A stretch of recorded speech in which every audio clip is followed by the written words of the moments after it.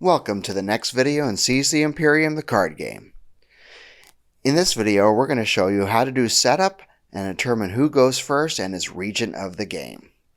Up first, we are going to draw 3 cards from our system deck. We're not going to show them to the other players. I have Delnathos Alpha here, Zythenis Kalandra, and Damaris Outer. All great cards, and I have to pick one to be my Throne World card. We're definitely going to go with Zythenis Kalandra, as it's a shipyard card and a mainstay for the capital attack deck. Your Throne World will also be easier to defend, so another good reason to choose it. Alright, I'm going to put all those face down, including the Throne World, but the Throne World will get the Throne World counter token. Next up, we'll do the same with the characters. Drawing 3 in secret. And taking a look at what we got. We have General Darkin. Expensive, but very powerful for troops. We have X the Cyber Revenant. Great for shutting down engineers and politicians.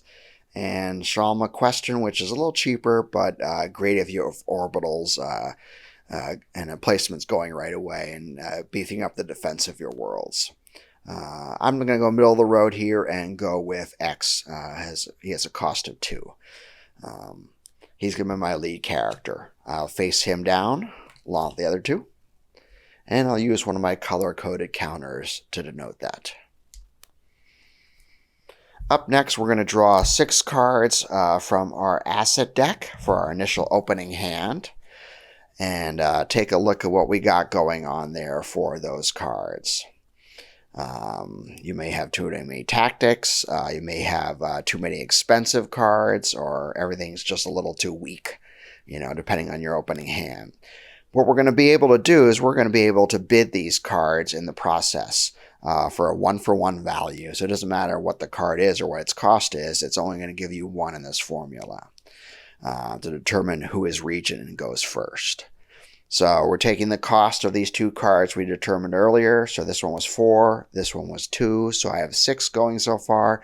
And I could discard up to another 6, giving me 12 to determine if I go first.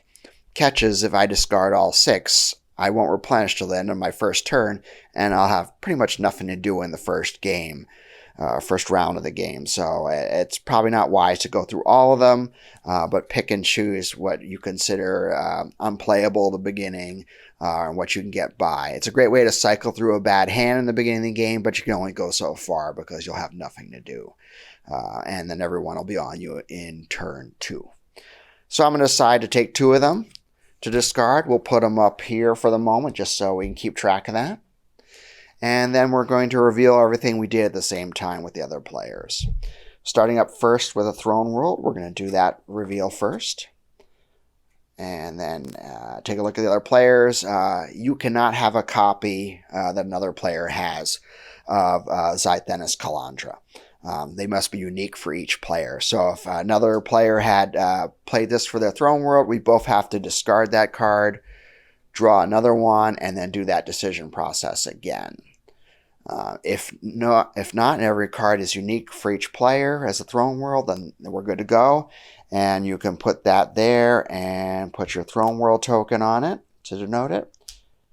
All right. Up next, then we do the reveal for the character. Same process. We're going to flip them over. You can discard this counter. You don't need it anymore. He can be disputed with another player who has another copy, so you won't be discarding it if another person had played X. You'll both have the card out, but he'll have limited usage and not be able to deplete while there's another copy of him on the board. Take one of those players' color-coded tokens and put them on here just to remind you that that card is disputed with another player. You can do the same thing for world cards later on that are disputed with another player. Alright, and after that then we start adding everything up. I have 4 and 2 and 6, and I decide to discard 2. That gives me 8. Determine who goes first of regent.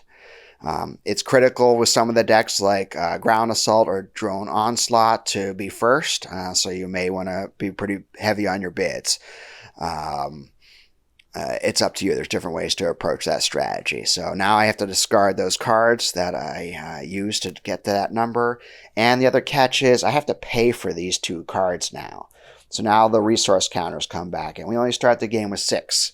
So I can't go above that. There's no world card more than 4, but there is characters that are 3. So you couldn't do 7 even if you had those 2 in your opening hand. So you do have to limit it to 6. And again, if I pay for all these cards, I don't have a lot of resource counters in the beginning of the game. So it's a careful balance between going first and having more resources to start the game. But now I need to pay for those guys, and so they're going off to the side there. All right, and at that point, we have completed our setup, and we are ready to go with our first turn, which we'll go over in our next video.